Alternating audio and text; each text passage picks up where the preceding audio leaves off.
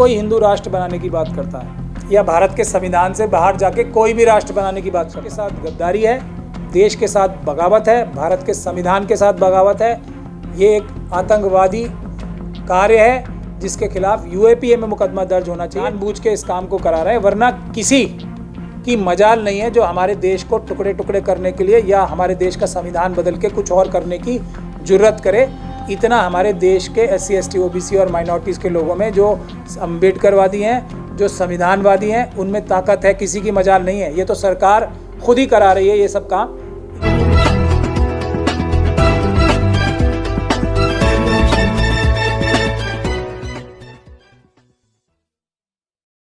लगातार main stream media के द्वारा और लगातार एक धीरेन्द्र शास्त्री करके एक संत है, वो लगातार हिंदू राष्ट्र बोल रहे हैं। तो सवाल मेरा ये है कि देश का संविधान तो इसकी इजाज़त देता नहीं है, और अगर कोई मुस्लिम या जैसे PFI को बैन कर दिया गया था इसलिए कि वो लोग बोल रहे थे, जबकि ऐसा कुछ था नहीं, उसमें लोग ये बोल रहे थे कि PFI जो इस्लामिक स्टेट बनाना चाहता है इसलिए PFI को बंद कर दिया गया, जबकि ये खुलेआम मेन स्ट्रीम मीडिया में ये संत बोल रहा है कि हम हिंदू राष्ट्र बनाएंगे सुभाष चंद्र बोस की जयंती पर।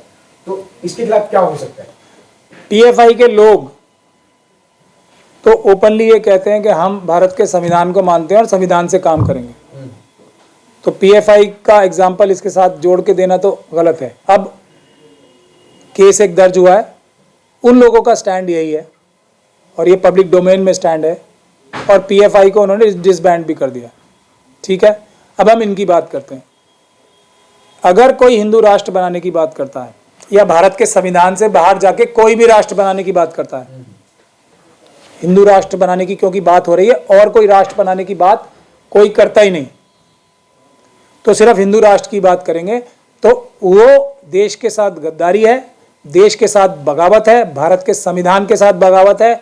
ये एक आतंकवादी कार्य है जिसके खिलाफ यूएपीए में मुकदमा दर्ज होना चाहिए। जो सरकारें नहीं करा रही हैं वो भी गिल्टी हैं इस बात की कि देश में आतंकवाद को बढ़ावा दिया जाए। ये लोग जानबूझ के इस काम को करा रहे हैं, वरना किसी की मजाल नहीं है जो हमारे देश को टुकड़े टुकड़े करने के लिए या हमारे देश का संविधान बदल के कुछ और करने की जुर्रत करे। इतना हमारे देश के SC ST OBC और माइनॉरिटीज़ के लोगों में जो अम्बेडकरवादी हैं, जो संविधानवादी हैं, उनमें ताकत है, किसी की मजाल नहीं है। ये तो सरकार खुद ही करा रही है ये सब काम, इसीलिए ये सब की हिम्मत हो रही है, वरना ये है आतंकवादी काम ही। और हम लोगों ने जैसे सुरेश चवाणके के खिलाफ यूएपीए में मुकदमा दर्ज करा रखा, हमारे 2 क्लाइंट्स ने, विकास कांगड़ा साहब ने और राजेश जी ने, तो उसी तरीके से ये भी हम लोग कराएंगे फिर काम, क्योंकि कानून से ऊपर कोई नहीं है। BBC डॉक्यूमेंट्री को सत्ता लगातार बैन करवा रही है, लेकिन उसके साथ साथ जो स्टूडेंट्स के ऊपर जो कार्रवाई हो रही है, आप उसे किस तरीके से देखते हैं? क्योंकि अब स्टूडेंट्स पे लगातार हमले हो रहे हैं सिर्फ इसलिए क्योंकि वो डॉक्यूमेंट्री स्क्रीनिंग करा रहे हैं। पहले मोदी जी अपने घनिष्ठ मित्र ऋषि सुनक साहब जो है ना, BBC जो UK के प्राइम मिनिस्टर हैं, जिन्होंने ये मूवी जो है ब्रिटिश ब्रॉडकास्टिंग जो कॉरपोरेशन है उसको ये चलाने दी, मूवी पूरी दुनिया में दिखाने दी, उनसे तो फ़ोन करके गुजारिश कर लें। एक US जो उनके बहुत अच्छे मित्र हैं, वहीं से एक ये अडानी साहब की, जिसमें साफ साफ इल्ज़ाम मोदी जी और अमित शाह साहब पे लग ही रहे हैं। ये उनके जो 2 घनिष्ठ मित्र हैं, एक जो बाइडेन साहब और एक ऋषि सोनाक साहब। और ऋषि सोनाक साहब के लिए तो पूरे जो हमारे देश के मनुवादी मानसिकता के लोग थे, उन्हें एकदम डिक्लेयर ही कर दिया था कि जैसे RSS का कब्जा UK पे ही हो गया। तो ये क्या कहीं उन्हीं लोगों ने तो नहीं ये BBC में अब रिलीज़ कराई है इतने साल बाद? ये कोई आज की घटना थोड़ी है, आज तो 21 साल हो गए उसे।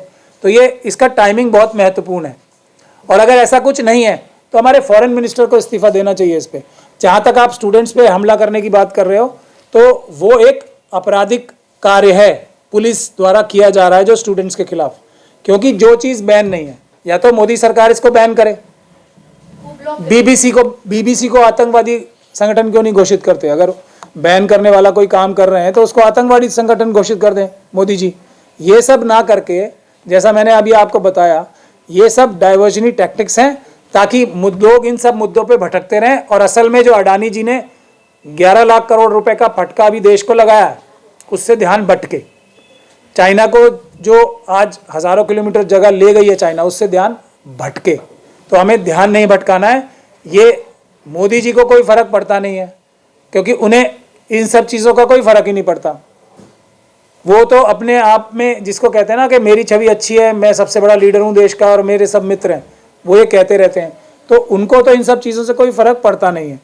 मगर देश की जनता को ये समझना चाहिए कि चाहे वो पठान का मुद्दा हो, चाहे बीबीसी की फिल्म का मुद्दा हो, ये सब ऐसे मुद्दे हैं जिसको कानूनी मदद से सुलझाया जा सकता है। जो देश का बड़ा मुद्दा है वो ये अडानी जी ने जो इतनी बड़ी लूट की है सरकार से मिलके, वो मुद्दा सबसे बड़ा है। ये बीबीसी डॉक्यूमेंट्री से क्या मोदी जी के छवि पे कुछ असर पड़ेगा? क्या छवि खराब हुई है? कहा जा रहा है कि विदेशी साजिश है। देखिए, अभी अमित शाह साहब ने इस गुजरात के इलेक्शन में, इसी गुजरात के इलेक्शन में यही 2000 दंगों की रेफरेंस दे के बात की थी ना, कि हमने इसी इलेक्शन में कैंपेन के दौरान, तो उनको लगता है, आप लोगों को लगता है उनकी छवि को कुछ नुकसान पहुंच रहा है। वो तो यही छवि चाहते हैं अपनी, एक्चुअली तो यही छवि चाहते ही है ना वो। उनके लिए तो ये एक तरह से तारीफ की बात है। जो अमित शाह साहब खुद ही कह रहे थे कि हमने 2002 में जो कारनामा करके दिखाया उससे उसका असर आज तक है। क्या 2002 में कारनामा किया था अमित शाह जी? यही कारनामा था ना। तो हमें भटकना नहीं है। इनकी छवि का इनको कोई, जिस व्यक्ति ने 15 लाख का वादा किया और कुछ ही दिन बाद उनके जो राइट हैंड मैन है उसे एक जुमला बता देते हैं, झूठा जुमला बता देते हैं, उससे आप ये उम्मीद करते हो कि वो किसी ऑनेस्टी इंटेग्रिटी की बात करेंगे? उनसे ये उम्मीद करते हो? जो देश के प्रधानमंत्री, जिस देश की सेना, कितनी मजबूरी में सेना ने ये बोला होगा कि हमें इजाज़त दे दो, बस सिर्फ इशारा भर कर दो, हम पीओके वापस ले लेंगे। बोला है ना हमारे सैनिकों ने, जो नॉर्दर्न कमांड के जीओसी है, उन्होंने बोला है ना। ये कितनी उनको तड़प होगी पीओके वापस लेने का, जब उनके पास पूरा इंतजाम है। तो जो प्रधानमंत्री सेना की रिक्वेस्ट के बावजूद उनको इजाज़त नहीं दे रहे, उनसे आप छवि की उम्मीद करते हो किसी भी? इसी के साथ साथ मैं ये भी जानना चाहूंगा, क्योंकि जफर सुरेशवाला मोदी जी के घनिष्ठ मित्र हैं, उन्होंने आज ही स्टेटमेंट दिया है कि इसके पीछे कोई विदेशी ताकतें नहीं है। बीबीसी डॉक्यूमेंट्री में मोदी जी का तो जिक्र हुआ, पर प्रवीण तोगड़िया का जिक्र नहीं हुआ। और भी कई हिंदुवादी संगठन के लोग थे, उनको साफ साफ इस बीबीसी डॉक्यूमेंट्री में बचा दिया गया। तो क्या ये साजिशें विदेशी हैं या प्रवीण तोगड़िया के इशारे पे ये सारी चीजें हुई हैं? नहीं, तो प्रवीण तोगड़िया जी को क्यों नहीं कार्रवाई करते? प्रवीण तोगड़िया जी ने कोई काम थोड़ी किया है। तो प्रवीण तोगड़िया जी को सुरेशवाला साहब, जो सरेशवाला साहब हैं, वो तो मोदी जी के मित्र हैं, बताते हैं। अच्छा, घनिष्ठ मित्र बताते हैं। मुझे तो कई बार मिले, हाँ, घनिष्ठ तो नहीं बोला था, मित्र तो बोलते हैं वो। और सबसे पुराने मित्र बताते हैं, जब 2002 में कोई उनसे बात करने तक से शर्माता था, वो तो तब से उन्होंने उनका साथ देना शुरू किया था। किस काम में, ये तो वही बेहतर जानते होंगे कि 2002 में कौन सा साथ देना उनको ज़रूरी पड़ रहा था। तो जब उनको वीज़ा डिनाई हो रहे थे, तो प्रवीण तोगड़िया जी कौन सा, हम लोग थोड़ी उनसे कह रहे हैं कि प्रवीण तोगड़िया जी को अरेस्ट ना करें, कर लें अरेस्ट। बट बात वही है ना, प्रवीण तोगड़िया जी को अरेस्ट किया तो उनके पास जो राज हैं, जो सबूत हैं, वो उन्होंने अगर कहीं उजागर कर दिए, तब क्या होगा सरेशवाला जी? इसलिए सब चीज़ें तो आपको नहीं बताएंगे ना, आपका वो अभी मयार नहीं है उन तक पहुंचने का, जो उनके, आप तो एक उनकी दरबार में एक घुसने की कोशिश करने वाले मित्र हो उनके, तो आपको सब चीज़ें नहीं बताएंगे प्रवीण तोगड़िया जी के लिए। इसलिए वो कुछ एक्शन नहीं लेंगे, क्योंकि उनके पास उनके सबूत होंगे जो उनको जेल के कटघरे तक पहुंचा सकते हैं मोदी जी और अमित शाह जी को। इसलिए प्रवीण तोगड़िया जी के खिलाफ कोई एक्शन नहीं होगा। मैं आपको बताता हूँ अंदर की बात। 24 के चुनाव से पहले 9 राज्यों में चुनाव होने हैं, और ये बीबीसी की डॉक्यूमेंट्री आना, क्या प्रधानमंत्री को मतलब प्रमोट करने की कोशिश की जा रही है कि दंगे के ला करके उनको आगे बढ़ाया जाए? एक फॉर्मूला बना है 2002 से, जो अमित शाह जी बता रहे थे, और बहुत सारे लोग ये बोलते हैं कि पठान जो फिल्म कामयाब हुई है वो इसलिए हुई है कि मिली भगत से इसकी कंट्रोवर्सी कराई गई। ये भी एक थ्योरी है इन्वेस्टिगेशन के। देखिए, सच्चाई तो इन्वेस्टिगेशन के बाद ही पता लगती है।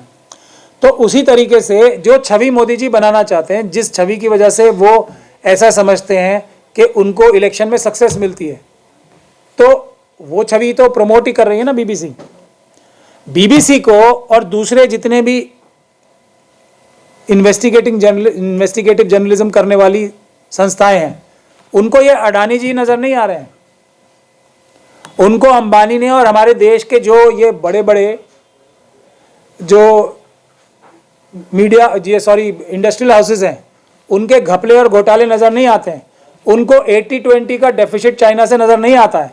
उनसे जो हजारों किलोमीटर चाइना ने जगह हमारी छीन ली वो नजर नहीं आती है, क्योंकि इन सब चीजों से उनको ये नजर नहीं आता कि 11 लाख करोड़ रुपए जो अडानी जी ने नुकसान करा दिया, उसमें से 10-10, 20-20 करोड़ ही पुलवामा के शहीदों को मिल जाते।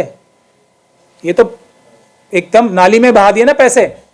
एक अडानी जी ने, एक अडानी जी को लाखों लाखों क्या कितने लाखों करोड़ रुपए एसबीआई लोन दे देती है, जिसको वो वापिस ही नहीं करेंगे कभी।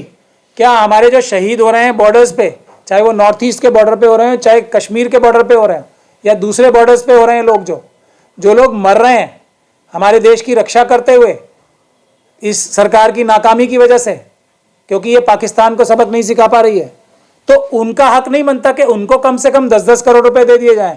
जो हमारे सफाई कर्मचारी, जो बेचारे कोरोना काल में सफाई कर्मचारी जो हमारे देश की जनता को बचाने के लिए बगैर किसी प्रोटेक्टिव गियर के, बगैर किसी सुरक्षा के कवच के जिन सफाई कर्मचारियों ने जाने दे दी अपनी, क्या इस सरकार का ये नहीं है कि अंबानी साहब तो जो हमारे लाखों करोड़ रुपए खा रहे हैं उसमें से कुछ लाख या 1 लाख करोड़ में ही सब लोगों को क्या लाखों रुपए करोड़ों रुपए नहीं दे सकती है सरकार?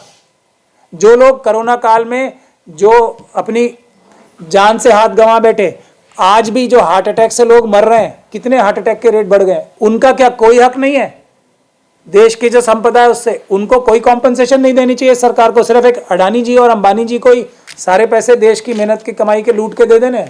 तो ये असली मुद्दे ये सब बीबीसी वगैरह को नजर नहीं आते हैं। सर, आपने गुजरात दंगों की बात की, डॉक्यूमेंट्री की बात की, मोदी जी के छवि की बात की। इसी महीने अभी बीजेपी के राष्ट्रीय कार्यकारिणी की दिल्ली में बैठक हुई, वहाँ पर पसमानदा पॉलिटिक्स को लेकर बहुत गहमा गहमी रही और आजकल आरएसएस भी इसके ऊपर काम कर रहा है और मोदी जी ने खासतौर से कहा है कि मुसलमानों तक जाइए, पसमानदा मुसलमानों तक जाइए। इसको आप कैसे देखते हैं? मैं तो कहता हूँ जुमला ना करें। अगर उनको लगता है कि पसमानदा समाज के साथ ज्यादती हो रही है तो उनको रिजर्वेशन दे दें। जैसे अडानी जी को लाखों करोड़ रुपए लोन दिलवाएं, उनको तो वापस करने वाले लोन दिलवा दें इंटरेस्ट फ्री। अडानी जी तो खाई गए ना लाखों लाखों करोड़ रुपए बैंकों से। ये पसमानदा समाज से और जो बोहरी समाज से मोदी जी कह रहे हैं कि ये लोग अच्छे लोग हैं, इनसे संबंध बनाएं। तो अडानी जी को जितने लोन्स दिलवा रहे हैं वो इन सब लोगों को लोन दिलवा देना, 1-1 करोड़ रुपए का लोन दिलवा दें। और ये मैं गारंटी लेता हूं कि ये सब लोग पसमानदा मुसलमान जो हैं ईमानदार लोग हैं, 1 करोड़ का 1 करोड़ वापस भी करेंगे। अडानी जी तो करेंगे नहीं ना वापस। तो मेरी गुजारिश ये, उनको सबको जॉब्स में रिजर्वेशन दें, एजुकेशन में रिजर्वेशन दें और उनको लोन भी दे दें, हर एक परिवार को 1-1 करोड़ का।